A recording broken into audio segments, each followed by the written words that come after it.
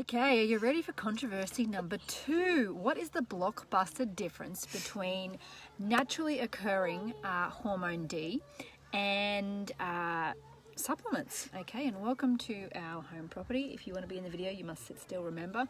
And my father is attempting to fish over there, and the kids are down the creek paddling on the kayaks. So let's have some fun with this, shall we? While I get my hormone D. Okay, so there is actually a major difference between the naturally occurring hormone D in our system and the supplements, obviously, okay, because it's actually a hormone and we actually need certain things in our system to help this hormone be created in the system. Now, the major difference is that quite often we are told that hormone D is oil-based, it's fat-based, okay, so it's fat-soluble.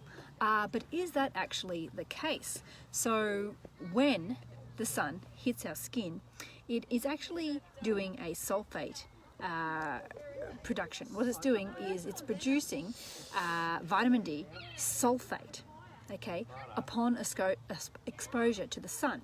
Now, what does that mean? That means it's actually water soluble, and then it can get into every cell of the body, okay? So, you know, well, if it's actually water soluble instead of fat soluble, that's completely different, isn't it? Is it bad? Pardon? Is it bad? Well, in my opinion, it is. But anyway, so, you know, that's what we actually need. And it also does this with cholesterol as well.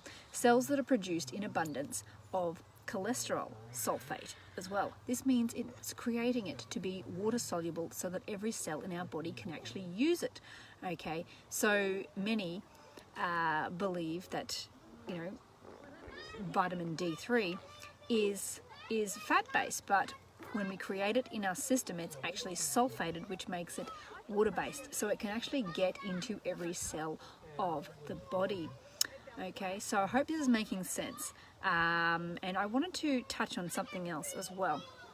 So quite often, you know, there was a question yesterday about, well, can you wash off vitamin D on your skin? And I honestly don't really know really where that came from or the reason behind that comment, so I'm not really sure, but my understanding would be no, it's not, because it's actually sulfating you know, the cholesterol in our skin, which turns into hormone D, okay, and we actually need a few other things in our system to help create hormone D. So I'm going to turn this around. Stop being silly.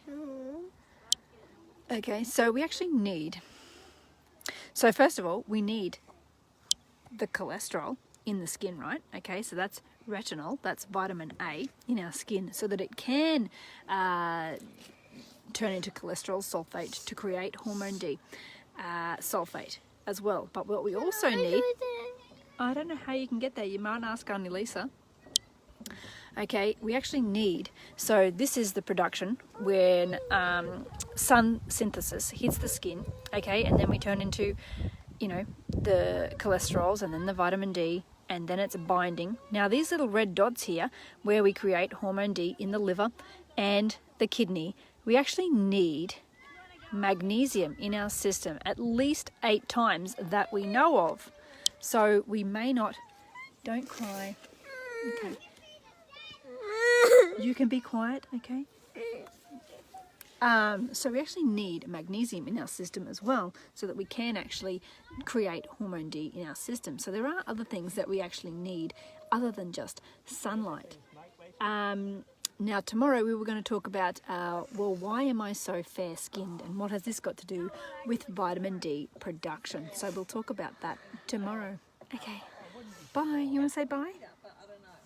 Do you want to hit the finish button? Can you see the finish button? Yeah. No? Finish. It says finish, right? Bottom corner.